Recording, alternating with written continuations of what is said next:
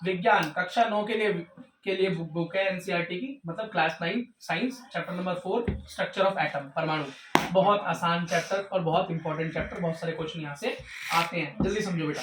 परमाणु क्या है, हम पिछले चैप्टर में पढ़ के आए कि इस दुनिया के अंदर जो एक इकाई है जिससे सारी वस्तुएं बनी है, सारी चीजें बनी है, वो क्या है बेटा, परमाणु है। करण भाई प्लीज दोनों की गुत्ती भैया मैं तो प्लीज प्लीज प्लीज दोनों शोर मचा रहे हैं। बहुत बढ़िया, वेरी गुड, बहुत बढ़िया, वेरी गुड। आओ बेटा फोकस जरा इस तरफ, इधर भी दे दीजिए जरा, ये ताली बजा। बस ठीक है, चलो बेटा समझो। परमाणु की संरचना कैसी होती है, परमाणु बेटा गोल होता है। इसके बारे में सबसे पहले किसने बताया बेटा, बताया था भारतीय साइंटिस्ट ने था, लेकिन अंग्रेजों को हम क्रेडिट देने से कभी पीछे नहीं हटते, तो हम नाम लेते हैं सबसे पहले जे जे थॉमसन। जे जे थॉमसन भाई साहब ने क्या कहा, जेम जे थॉमसन भाई साहब ने कहा कि परमाणु तो एक तरबूज की तरह है, जिसके अंदर इलेक्ट्रॉन नाम का जो तत्व है वो जो नेगेटिव होता है, नेगेटिव मतलब क्या होता है, ऋणात्मक होता है, वो कि तरबूज के अंदर जैसे बीज पड़े होते हैं इसी तरीके से बना होता है। अगर इनका मॉडल बनाने को आ जाए तो बिल्कुल ऐसा बना देना, आपके नंबर पूरे हो जाएंगे। प्लीज गेस कर दीजिए, ठीक। लेकिन बेटा और बाकी उनसे पूछा गया तो उन्होंने कहा जी हमारा तो पूरा का पूरा एटम कैसा है, खाली है, बस हर जगह जगह पे उसके अंदर क्या पड़े हुए हैं, इलेक्ट्रॉन बिखरे पड़े हैं, ठीक। अब इसके अंदर कमियां क्या थी, इसके अंदर ये कमियां थी कि एक तो ये पूरा नहीं था, संपूर्ण नहीं था, क्योंकि परमाणु जो है वो कुल मिला के जब देखते हैं तो वो कैसा होता है, कैसा होता है, न्यूट्रल। न्यूट्रल का मतलब क्या होता है बेटा, उसके अंदर कोई आवेश ही नहीं होता, ना प्लस ना माइनस। अब वो कह रहा है खाली इलेक्ट्रॉन पड़े हुए माइनस माइनस, तो ये तो माइनस होना चाहिए था कुल मिला के, लेकिन ऐसा होता नहीं, तो पता नहीं चला। इसने बोला जी परमाणु पूरी तरीके से खाली है, लेकिन ये बात भी सच नहीं थी। जब ये बात किसने गलत साबित की, उनका नाम था रदरफोर्ड। क्या नाम था, रदरफोर्ड ने डाल्टन के इस एटॉमिक मॉडल को रगड़ दिया। क्या कर दिया, रगड़ दिया। उन्होंने क्या किया, उन्होंने सोने की एक पट्टी ली, उस पे अल्फा पार्टिकल, अल्फा ऐसे लिखते हैं, उनकी बौछार कर दी। क्या कर दी, बौछार कर दी। अब ये बोलोगे अल्फा पार्टिकल क्या है बेटा, हीलियम गैस के एटम है, डबल चार्ज। अब ये हीलियम क्या होते हैं, हीलियम एक गैस है जो रेडियो एक्टिव गैस है, कैसी खतरनाक, कैसी भारी, काफी भारी कण है इसके। इनने दबादब सोने की जो पतली परत थी उस पे बजा दिए, कैसी परत, जो कि बजरंगबली पे आप चढ़ाते हो वैसी चांदी की परत, वैसी सोने की परत पे बजा दी। अब क्या हुआ, इधर देखो जरा, क्या हुआ, मानो ये एटम था सोने का, उसमें कुछ तो आर पार निकल गए, क्या, और कुछ इधर उधर हो गए, डिस्ट्रैक्ट हो गए, और कुछ बेटा टकराकर वापस आ गए, टकराकर वापस आ गए, कुछ कण, बहुत कम कण टकराकर वापस आ गए। उसने कहा इसका मतलब टकराकर वापस आ गए, इसका मतलब वो आगे इधर उधर निकल गए। जिस तरह के एनसीईआरटी के अंदर ये स्ट्रक्चर दे रखा है कि कुछ टकराकर वापस आए, कुछ इधर उधर हो गए, बाकी आर पार हो गए। उसको शक हुआ कि हाँ भैया बीच में तो कुछ ना कुछ है, और उसको एक शक और हुआ, जो उसने हीलियम के एटम फेंके थे, क्या फेंके थे, वो थे पॉजिटिव, क्या थे, पॉजिटिव, धनात्मक। और अगर अंदर जो भी जिससे भी वो टकराकर वापस आया, अगर वो नेगेटिव होता तो उसको वहीं पे चिपका लेता, वो वापस ही नहीं आने देता। इसका मतलब वो टकराकर अगर वापस आए तो उसका मतलब सेम होगा, ये भी प्लस होगा, ये भी प्लस होगी। दो समान चार्ज जो होते हैं, आवेश होते हैं, आपस में चिपकते दूर फेंक देते एक दूसरे को, इसका मतलब ये वहां से वापस आया। इसलिए उस रदरफोर्ड ने बोला कि परमाणु खाली नहीं है, और ऐसी इतनी बात कहती डाल्टन का मॉडल अब बेकार हो गया। उन्होंने ये बोला कि भैया, रदरफोर्ड ने ये बताया, भैया भैया क्या भैया, उन्होंने बोला जी एटम के अंदर इलेक्ट्रॉन इधर उधर पड़े तो जरूर रहते हैं, लेकिन उसके बीच में एक सॉलिड पार्ट है जिसे हम केंद्र कहते हैं, सेंटर कहते हैं, नाभिक कहते हैं।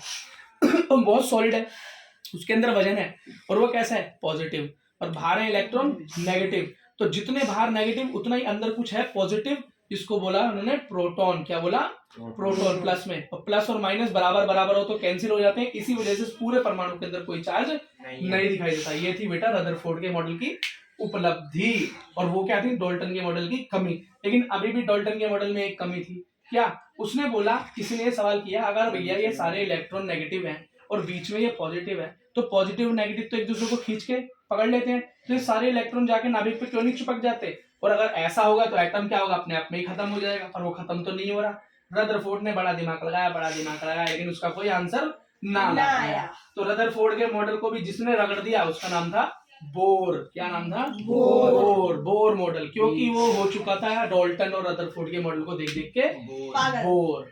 तो जब वो बोर हो गया तो उसने एक मस्त मॉडल निकाला, क्या निकाला? मस्त मॉडल निकाला, और मस्त मॉडल के बीच में केंद्र, और उसने बोला यह इलेक्ट्रॉन फ्री फंड इधर उधर नहीं रहता, वो अपनी कक्षा में घूमता है। जैसे कि 9th क्लास वाले 9th के क्लास में, 10th वाले 10th में, 8th में, क्या सारे बच्चे एक साथ बैठते हैं खिचड़ी बना के? नहीं, ऐसा नहीं होता। उन्होंने बोला सब वो अपनी क्लास में अपनी औकात के हिसाब से घूमते हैं। वो क्लास का उसने नाम क्या दिया? KLM और N।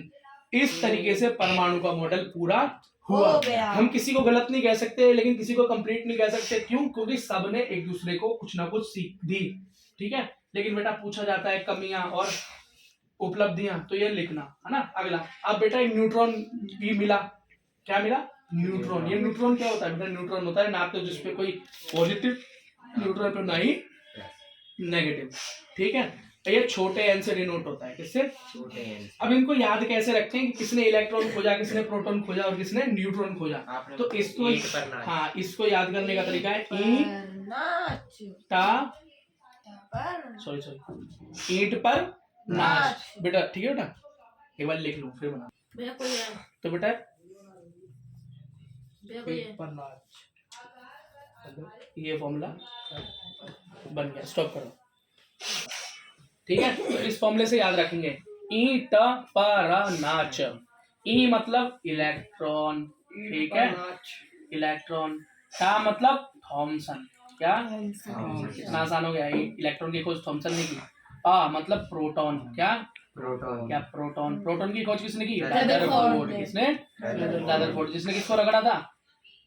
डाल्टन के मॉडल को ही रगड़ा था। उसके बाद ना मतलब न्यूट्रॉन। क्या? न्यूट्रॉन। जिसकी खोज किसने की? चैडविक ने। किसने? चैडविक। आसान हो गया। अच्छा बेटा, अगली बार जो हमारे नील बोर जी ने जो मॉडल दिया था कि K होता है, L होता है, M होता है और N होता है, याद रखना K के अंदर कितने इलेक्ट्रॉन हो सकते हैं? 2। L में ज्यादा से ज्यादा 8, M में 18, N में 32। 2, 8, 18, 32, ये याद कर लो। बाकी अगली क्लासेस में होंगी, ठीक है बेटा। चलो अब बेटा बहुत ज्यादा जरूरी चीज KLM के हिसाब से भरना, ठीक है। अब तुमको 20 तक तत्व याद होने चाहिए बेटा। 9th क्लास वाले जो मेरे पास पढ़ रहे हैं उन बच्चों को मैं हमेशा याद करने को बोलता हूँ। 9th और 10th वाले को 20 तक तत्व याद कर लो। उनका नंबर याद हो जाएगा तो उनका भार भी धीरे धीरे याद हो जाएगा, ठीक। ज्यादातर केसों में बेटा परमाणु भार परमाणु नंबर का दूना होता है, ज्यादातर केसों में। लेकिन कुछ केसों में याद करना होता है, वो तुम याद कर लेना, ठीक है। पहला बेटा ये बोल रहा है हाइड्रोजन। क्या बोल रहा है? हाइड्रोजन, जिसका परमाणु संख्या क्या है? 1 है। पहले नंबर पे आता है हाइड्रोजन, फिर आता है हीलियम, फिर आता है लिथियम, फिर आता है बेरिलियम, बोरिलियम, कार्बन, नाइट्रोजन, ऑक्सीजन, ठीक है। इसे याद करने का एक तरीका ही बताया था, लेकिन तरीका क्या भाड़ में, सीधे सीधे याद करो इसे, ठीक है। मेहनत करना सीखो। ये चोचलेबाजी नहीं चाहिए कि डायलॉग बाजी याद करो कि वो यहाँ गया, वो ऐसे गया। एक आध फॉर्मूला बता दिया जरूरी है, बाकी सीधा सीधे याद करना है इसे, समझ गए? अच्छा, हाइड्रोजन का क्या होता है? नंबर 1। तो जिसका मैंने क्या बोला, जिसका जितना नंबर उतने उसके अंदर इलेक्ट्रॉन, मतलब इलेक्ट्रॉन इसके अंदर कितने हैं? 1, ठीक है। अब इसे भरो KLM और N में भरो। K में ज्यादातर कितने इलेक्ट्रॉन आ सकते हैं? 2। इसके पास कितना है? 1, बाकी में 0 0। इसका हो गया। दूसरा क्या? हीलियम। हीलियम के पास कितने हैं? 2, मतलब नंबर 2। तो इलेक्ट्रॉन कितने? 2। तो K में कितने आ सकते हैं ऐसे ज्यादा? 2। यहीं पे खत्म हो गया इसका मामला। तो बाकी 0 0 0। हाइड्रोजन के बाद कुछ बड़ा सा ले लें, ये ले लेते हैं बेटा, लो ऑक्सीजन ले लेते हैं। ऑक्सीजन कितने? ऑक्सीजन पे 8। कितने? 8। ऑक्सीजन पे अपने 8, ठीक है। 8 नंबर, जिसका नंबर 8, इसका मतलब इलेक्ट्रॉन 8, भरो 8। K में आ सकते हैं ऐसे ज्यादा 2। L में 8 आ सकते हैं ऐसे, कितने? 8, लेकिन 2 चले गए जब 8 में से, तो बचे कितने? 6। 0 0 0 0 छोड़ो यार, डैश डैश छोड़ दो यार, खाली रह गई। आज से कुछ बड़ा ले लो, इससे बड़ा ले लो, मैग्नीशियम ले लो, Mg मैग्नीशियम। मैग्नीशियम का क्या होता है? 12। कितना होता है नंबर? 12। जिसका नंबर 12 उसके अंदर इलेक्ट्रॉन भी 12। पहले में 2, दूसरे में कितने भर सकते हैं? 8। 2 और 8 10। अब 12 में से 10 बचे 2, तो M में कितने आएंगे? 2। तो अब इससे भी कुछ बड़ा ले लें। अब ले लो बेटा इससे भी बड़ा, क्लोरीन ले लो। क्लोरीन में कितने? 17। कितने?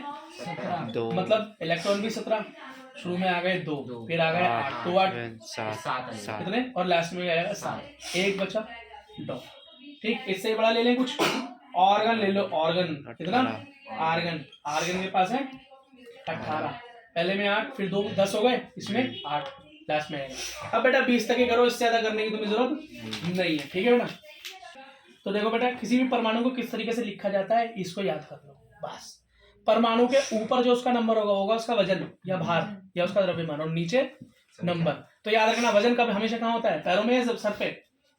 पैरों में या सर पे? वजन कहाँ रखोगे? वजन पैरों में होता है। पता नहीं भाई, लोगों को मैंने सर पे उठाते हुए देखा है। तो वजन कहाँ होता है हमेशा? सर पे। इसे याद करने का तरीका, वजन कहाँ होगा हमेशा? सर पे। तो द्रव्यमान और वेट कहाँ होगा, मास कहाँ होगा हमेशा? सर पे, और नंबर नीचे। सर पे जब एक चीज आ गई तो नंबर नीचे। अब बेटा मैं लिखना चाहूँ हाइड्रोजन को, तो हाइड्रोजन का नंबर भी 1 और वजन भी 1, समझ गए? अब मैं लिखना चाहूँ ऑक्सीजन, ऑक्सीजन का नंबर 8 और वजन 16। कार्बन को लिखना चाहूँ, नंबर क्या? बोलो बेटा, कार्बन का नंबर क्या है? जल्दी बोलो, 10th वाले जल्दी बोलो बेटा, जल्दी बोलो, जल्दी बोलो, जल्दी बोलो। 6 नंबर क्या? और भार कितना? 12। तो ये लिखना आ गया तुमको, ठीक है। अच्छा बेटा, कुछ ऐसे तत्व होते हैं जिनका नंबर सेम होता है लेकिन वजन अलग होता है। क्या? नंबर सेम होता है और वजन अलग होता है। और कई ऐसे होते हैं जिनका वजन सेम होता है और नंबर अलग होता है, या नंबर अलग होता है या वजन सेम होता है। इसको याद करना बड़ा आसान है बेटा। जिसका समान वजन हो, मतलब वजन बराबर हो, वेट बराबर हो, द्रव्यमान बराबर हो, मास बराबर हो, उसको बोलेंगे समस्थानिक। सॉरी, समभारिक। समभारिक मतलब सम मतलब समान, भारिक मतलब जिसका वजन सेम हो, भार सेम हो, तो क्या होगा? समभारिक। और समस्थानिक इसका उल्टा, जिसके नंबर अलग। एक होता है आइसोटॉप्स, मतलब जिसका नंबर अलग हो, नंबर सेम हो, वजन अलग हो। फिर होता है आइसोबार, बार मतलब भार। तो समभारिक कौन है? जिसका वजन सेम हो और नंबर अलग हो। इस बात को याद रखना, ठीक है बेटा।